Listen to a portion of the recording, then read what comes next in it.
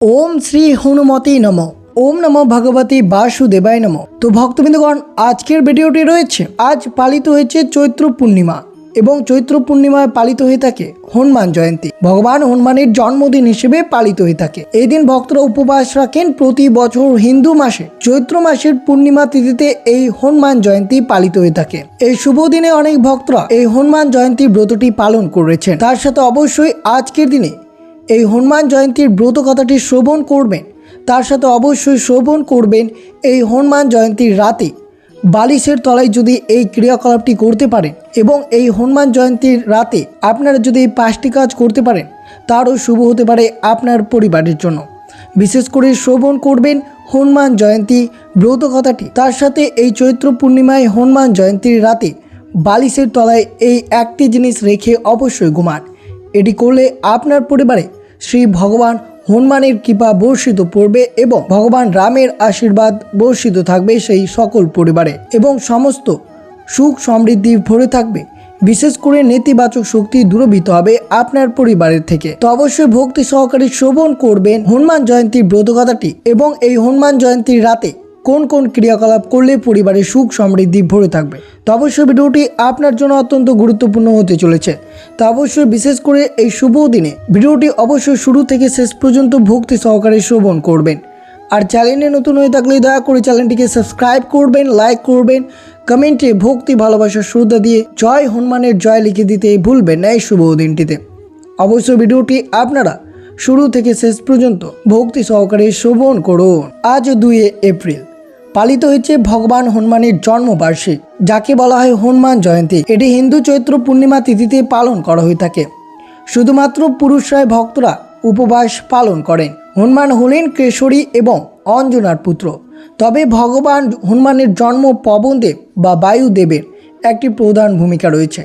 এই কারণে হনুমানের অপর নাম পবন পুত্র অর্থাৎ বায়ুর পুত্র নামে পরিচিত। হনুমান চল্লিশায় উল্লেখিত রয়েছে, ভূত পিশাচ নিকট নাহি আওয়ে মহাবীর জব নামও শুনিবে। এই প্রতীকভাবে বোঝায় যে মহাবীর তার ভক্তদের জীবন থেকে সমস্ত নেতিবাচক দূর করেন। এছাড়াও হনুমান বা রুদ্র জীবন থেকে অশুভ আত্মাদের বিতাড়িত করেন। এই সমস্ত কারণে মহাবীর সংকট মোচন নামে পরিচিত। হিন্দুদের বানর দেবতা হনুমান হলেন ভগবান শিবের একাদশ রুদ্র অবতার।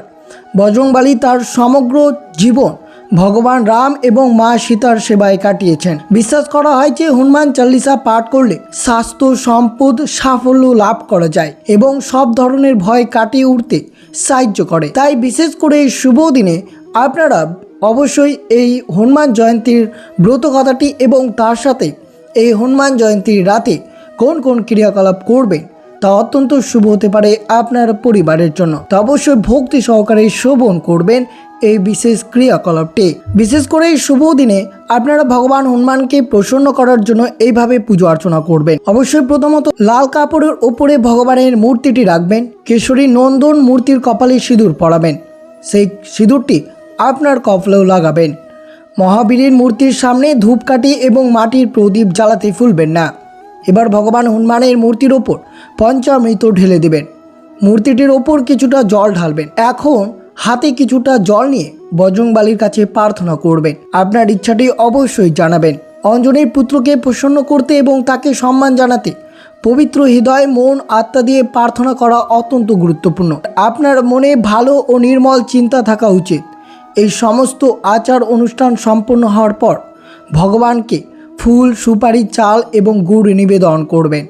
এবার হনুমান চল্লিশা মন্ত্র পাঠ করবেন। এইভাবে পুজো অর্চনা করলে হনুমান জয়ন্তীর দিন অবশ্যই হনুমান বা অঞ্জনেয়র আশীর্বাদ এবং মহিমা লাভ করা যায়। এই দিন অবশ্যই মনের ইচ্ছা দ্রুত পূরণ করতে এই দিন একটা লাল আসনে বসে হনুমান চল্লিশা পাঠ করবেন। হনুমান জয়ন্তীর দিন থেকে এই কাজটা শুরু করবেন। নিয়মিত পাঠের চেষ্টা করবেন। মনোবাঞ্ছা পূরণ হতে সময় লাগবে না। হনুমান জয়ন্তীর দিন যে কোনো হনুমান মন্দিরে একটি লাল রঙের ধ্বজা দিয়ে আসবেন। এই দিন আপনার আশেপাশে যে কোনো দুঃস্থ মানুষকে অবশ্যই আপনারা অর্থ দিয়ে সাহায্য করতে পারেন এই শুভ দিনে। আর এই হনুমান জয়ন্তীর রাতে বালিশের তলায় কী রেখে ঘুমালে তা অবশ্যই আপনার পরিবারে এবং আপনার জন্য সাফল্য হতে পারে, সুখ সমৃদ্ধি ভরে থাকে। প্রথমত অবশ্যই শ্রবণ করবেন এই হনুমান জয়ন্তীর দিন বজরংবলীর কৃপা এবং আশীর্বাদ লাভের জন্য এই রাতে কয়েকটি ক্রিয়াকলাপ অবশ্যই করবেন। 4 মুখী প্রদীপ প্রজ্বলন করবেন। রাতে হনুমান মূর্তির সামনে বা বাড়ির কাছে কোনো অসুস্থ গাছের নিচে সর্ষের তেল বা চামেলি তেলের একটি 4 মুখী প্রদীপ জ্বালাবেন। জ্যোতিষশাস্ত্র অনুযায়ী এতে শনি এবং মঙ্গলের অশুভ প্রভাব কেটে যাবে এবং জীবনের যাবতীয় বাধা বিপত্তি দূর হবে। 2 নম্বর, সুন্দরকাণ্ড বা বজরং বাণ পাঠ। রাতে পরিষ্কার আসনে বসে ভক্তি ভরে সুন্দরকাণ্ড বা বজরং বাণ পাঠ করবেন।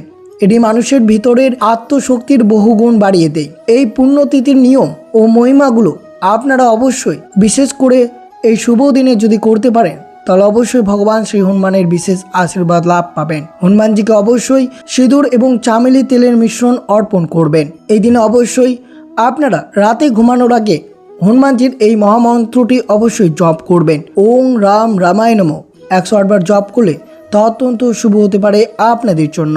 এবং বালিশের তলায় কি রেখে ঘুমাতে পারেন?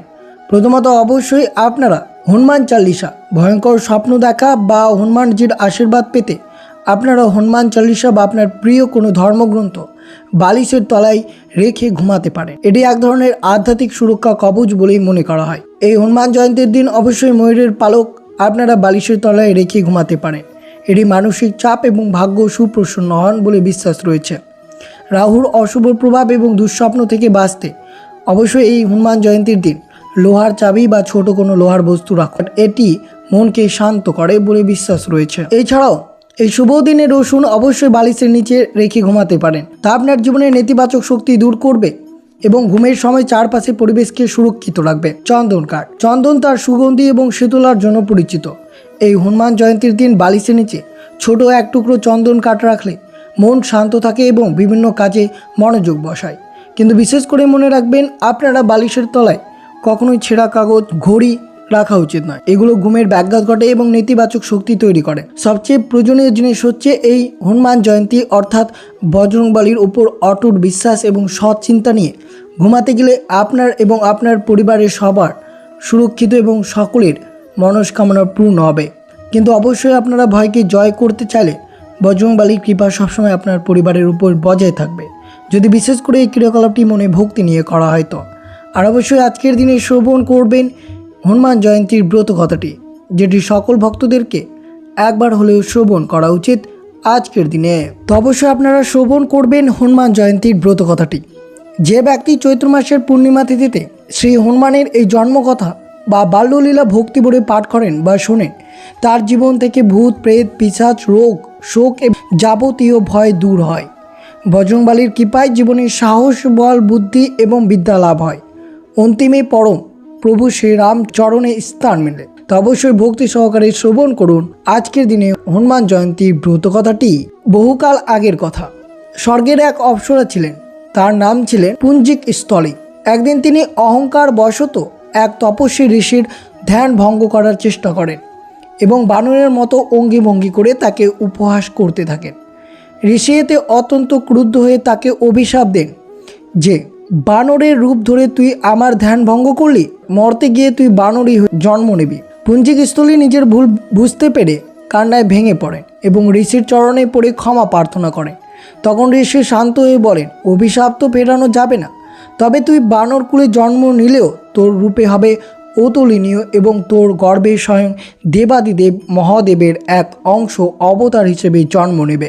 সেই পুঞ্জিকের স্থলী পরবর্তীকালে মর্তে বানর রাজ কুঞ্জরের কন্যা অঞ্জনা রূপে জন্মগ্রহণ করে। বড় হওয়ার পর ক্রমাশীল বানর রাজ কেশরীর সাথে তার বিবাহ হয়, কিন্তু বিবাহের পর দীর্ঘ সময় কেটে গেলেও তাদের কোনো সন্তান লাভ হয়নি।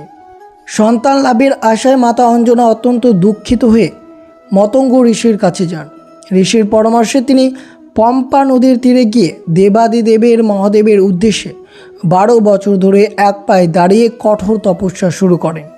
তার এই ঘোর তপস্যায় সন্তুষ্ট হয়ে মহাদেব তাকে দর্শন দেন এবং বর দেন শিব নিজে তার গর্ভে পুত্র রূপে জন্মগ্রহণ করবে। ঠিক সেই সময় অযোধ্যায় রাজা দশরথ পুত্র লাভের আশায় পুত্র কামেষ্টি যজ্ঞ করেছিলেন।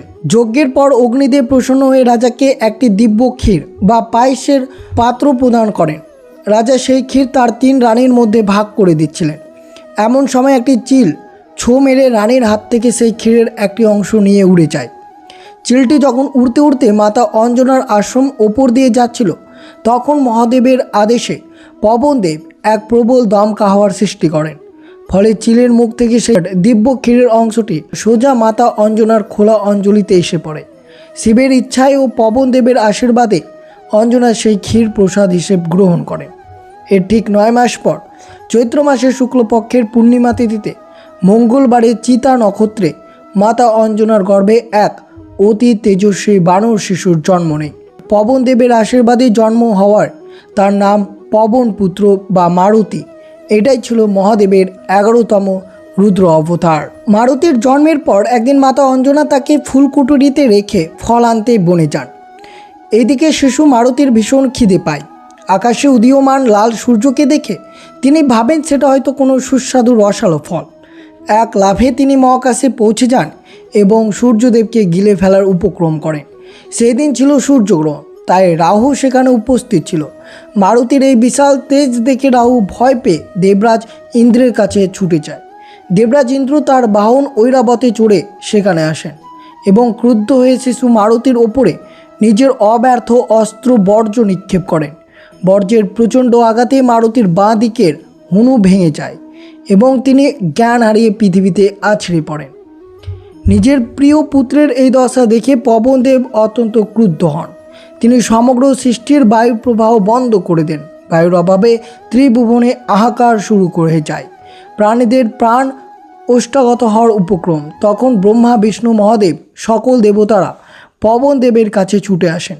ব্রহ্মা শিশু মারুতিকে স্পর্শ করে পুনরায় জীবিত করেন। দেবতারা বুঝতে পারেন এই শিশু সাধারণ কেউ নন, ইনি স্বয়ং শিবের অংশ। তখন দেবরাজ ইন্দ্র বলেন, আমার বর্জ্যের আঘাতে এর হুনু ভেঙেছে, তাই আজ থেকে এর নাম হবে হনুমান। এরপর ব্রহ্মা তাকে দীর্ঘায়ু ও যে কোনো রূপ ধারণের বর দেন। সূর্যদেব তাকে নিজের তেজ এবং সমস্ত বেদের জ্ঞান প্রদান করেন।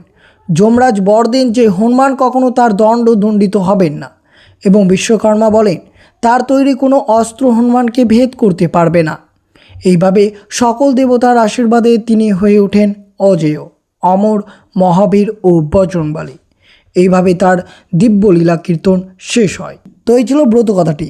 যে সকল ভক্তরা ব্রত কথাটি শ্রবণ করলেন তাদের সমস্ত মনস্কামনা পূর্ণ হবে শ্রী বজরংবলীর কৃপায়। তো অবশ্যই আপনারা শ্রবণ করলেন যে এই শুভ দিনে রাতে ঘুমানোর আগে বালিশের তলায় কী কী রাখবেন, কী কী করবেন, সব কিছু বিস্তারিতভাবে আলোচনা করা হলো। তো এই ছিল ভিডিওটি ভালো লাগলো অবশ্যই চ্যানেলটিকে সাবস্ক্রাইব করবেন, লাইক করবেন, কমেন্টে ভক্তি, ভালোবাসা, শ্রদ্ধা দিয়ে জয় বজরংবলীর জয় লিখে দিতে ভুলবেন না। এই শুভ দিনটিতে সুস্থ থাকবেন, সতর্ক থাকবেন। জয়।